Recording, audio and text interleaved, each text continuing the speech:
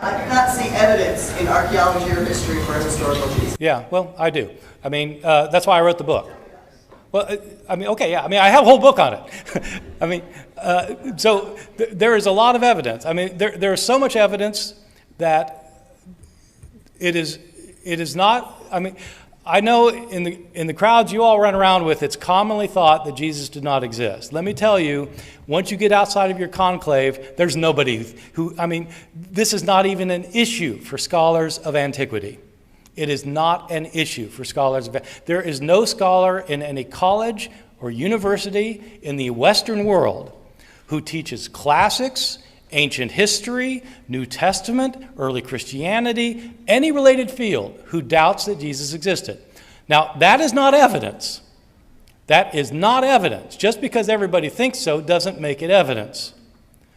But if you want to know about the theory of evolution versus the theory of creationism, and every scholar in every reputable institution in the world believes in evolution, it may not be evidence, but if you've got a different opinion, you better have a pretty good piece of evidence yourself.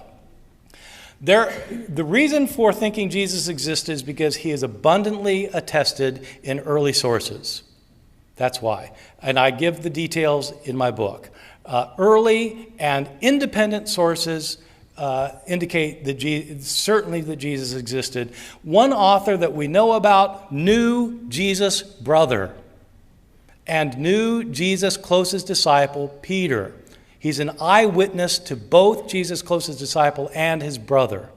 So, I mean, I'm sorry, but again, I respect your disbelief, but if you want to go where the evidence goes, I think that atheists have done themselves a disservice by jumping on the bandwagon of mythicism, because, frankly, it makes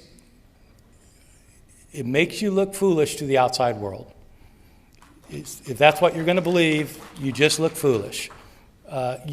You are much better off going with historical evidence and arguing historically rather than coming up with the theory that Jesus didn't exist. Sorry.